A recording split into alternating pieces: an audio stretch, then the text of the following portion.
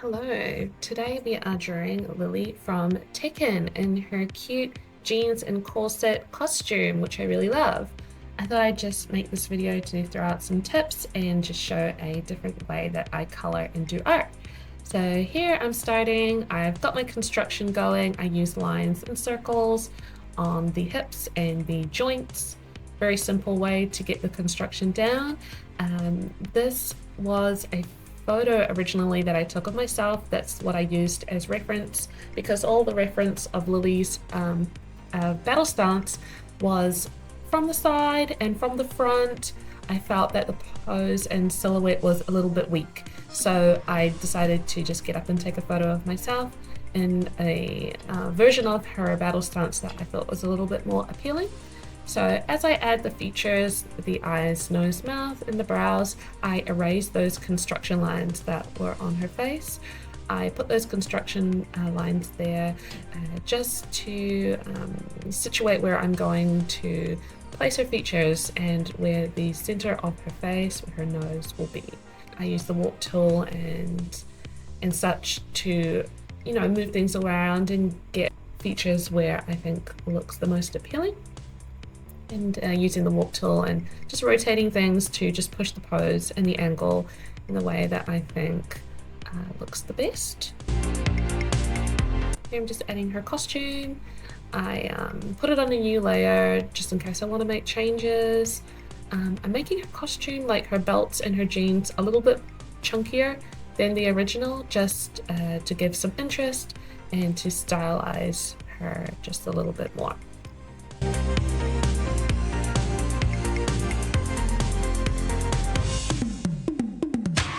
You'll notice with Lily's actual pose, her left arm is bent at the elbow.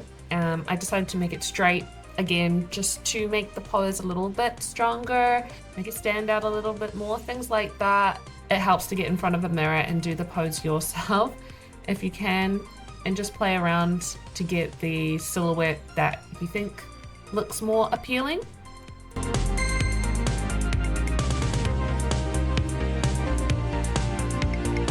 Next, I'm moving on to the hair. I leave the hair for last because I believe that if you can draw your character without the hair and they look great and they look gorgeous, then you're not relying on the hair to make them look pretty. So I always leave the hair for last.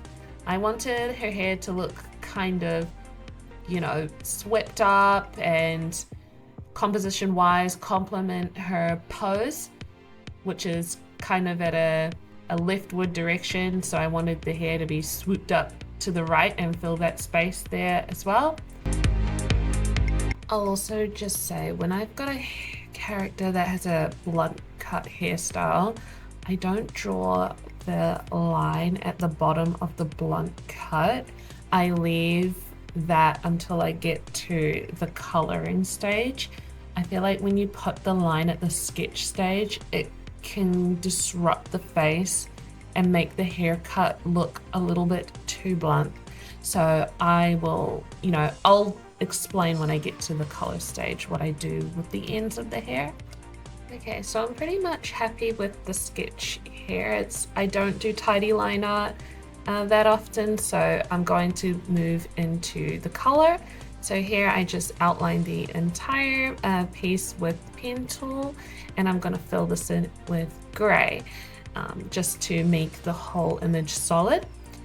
So this is going to be a different method than my previous speed paints where I shade in gray first. For this one, I just wanted to do a quick drawing, so I'm going to go into the color straight away and I'm not going to shade at all. So I first block off the area using the lasso tool and the pen tool. I just feel like it gets a nice sharp section where I can select it with the magic wand tool without having any feathering. So I'm sectioning off the areas. I'm going to do it in gray first, but I will not be shading after this.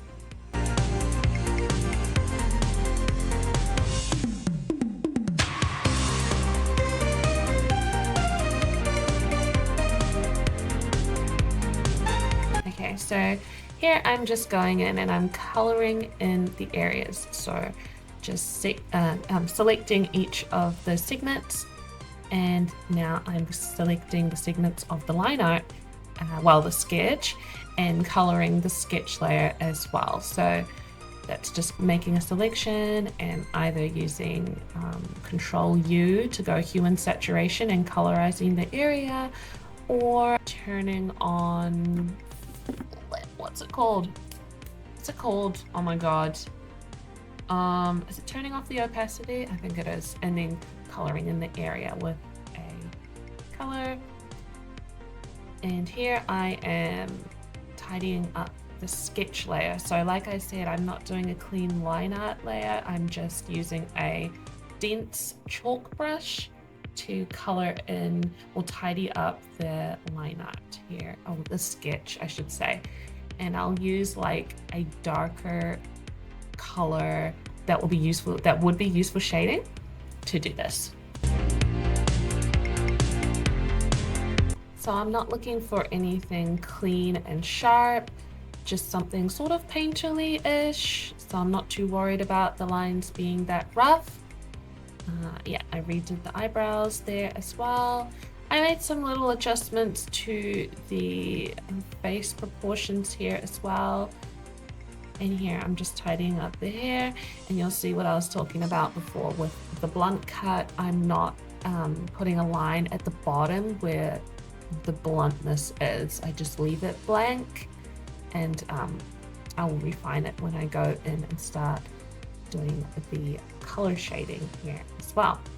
So this makes it easy if you section off your line art into different segments. The hair, the body, the clothes are different layers, so it makes it easy for you to make selections and change how bright or how dark the line art is going to be. And so it will look really flat up until you do your shading, which is another reason why I really like doing the grayscale method. You can kind of see the depth, and your drawing doesn't look flat up until the very end. I feel like this method, you kind of look at your drawing and you're like, oh my gosh, she looks so flat, like she lacks depth, but you just, you got to trust the process, and eventually it'll just come together. So here I'm tidying up the sketch of jeans. I made a selection there to adjust the color of Lily's hair to match the color of hers, and I'm just refining the brows and the eyes sketch as well. And I'm going to add the rose pattern that's on her jeans. I just kind of eyeballed this. It was really hard to find reference for this, but I just thinking, okay, it's a rose and it's kind of got like a tribal sort of look, so I just kind of like winged it. I duplicated it, flipped it, added a stroke with a layer style that Photoshop has, and then I'm tidying up, making it the outline a little less wobbly, because it's quite wobbly. Oh, and I masked off the area, so the rose is only showing in the jeans. So yeah, I'm just tidying up the line art as well. So I use a dense chalk brush for this style, and then like a hard eraser. So now I'm going into the shading. So I'm kind of going for a warm tone for this one. So I'm using a rectangular shaped chalk brush to do the shading. So I just select the skin area, and then on a new layer, I'm going in with some really warm pinks and oranges to shade in her skin with that chalk brush. And then I'm using a airbrush shaped eraser to erase the edges. So I prefer this because I get a painterly style look rather than an airbrushed sort of a look. It's just my personal preference.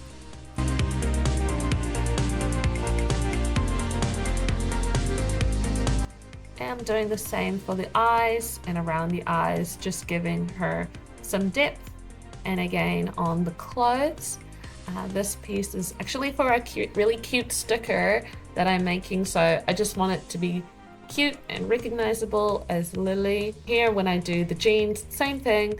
So I will do a harsh shadow and then just erase the edges with that airbrush shaped eraser. Same with her like gloves here as well.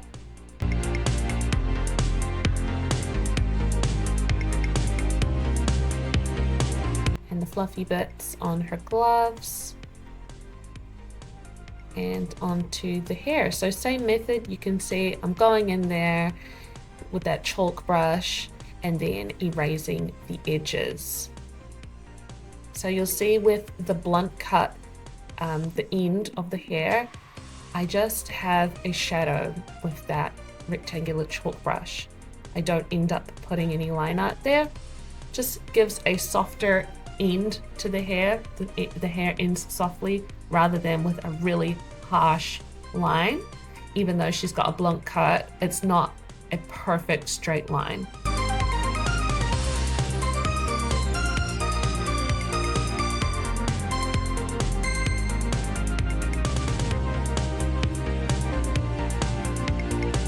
So again, just tidying up that line art there with my dense chalk brush and the hard shaped eraser.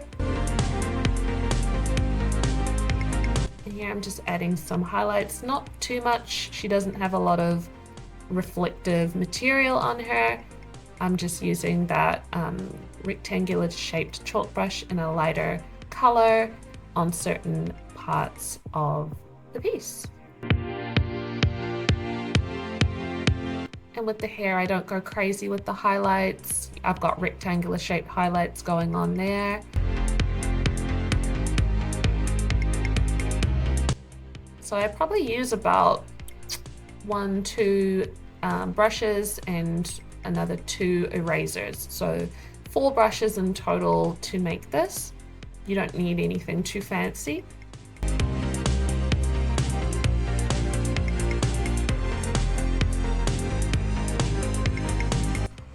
So just a couple of key things that I was focusing for this drawing. I wanted the line art to be colored a darker shade of the base color. I wanted the certain points of the skin to be highlighted, so like the cheeks and the lips and elbows and the shoulders. I've just got a blushy color and also some darker, warmer tones on the arms as well. You can also see some parts of the hair are a lighter shade of the line art just to give some extra depth, and the highlighted portions of the hair have a little shaded part behind them to make the shadows pop a little bit more. And there's definitely room to add some interest to this piece. For example, adding some interesting colors to the shading. So like some blue would have looked great as a shadow color, or some purple for this one, but I just wanted to keep things simple for this video. So we're reaching the final stages of the coloring process here. I'm just adding some extra details, so highlights on those corset strings. I am tidying up my shading and adding some extra depth to the shadows in the hair. And some highlights on the fluffy bits, tidying up those lines on the sketch as well as the hair.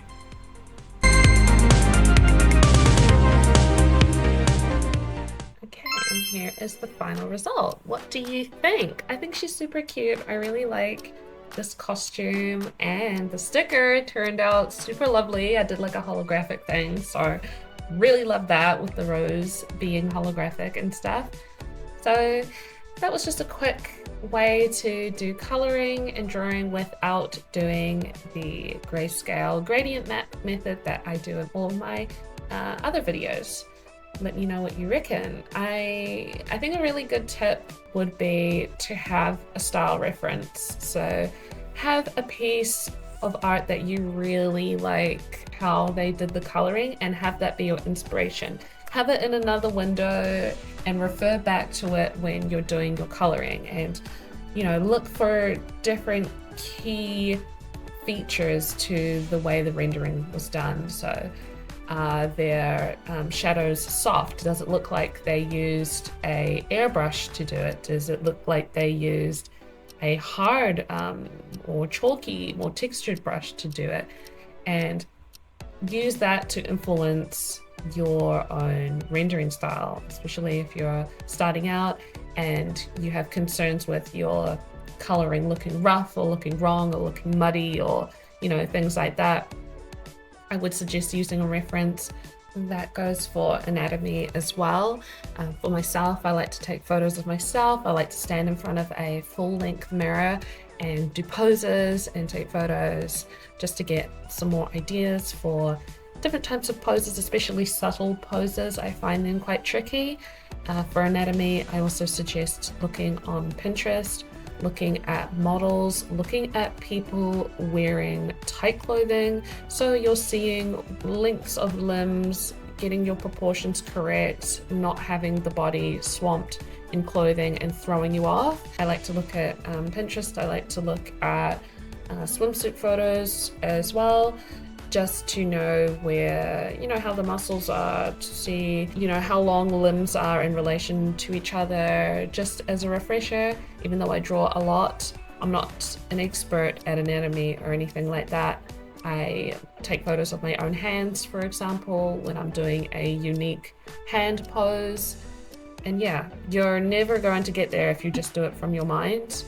So I suggest using a reference for sure. Eventually you'll come into having your own style. And yeah, so let me know what you reckon. If you like my stuff, please follow me on Instagram and Twitter. I post my works in progresses, my sketches, and all the art that I make, not just here on YouTube. And check out my website for all of my merch and happenings. And yeah, thank you so much for watching, and I will see you next time.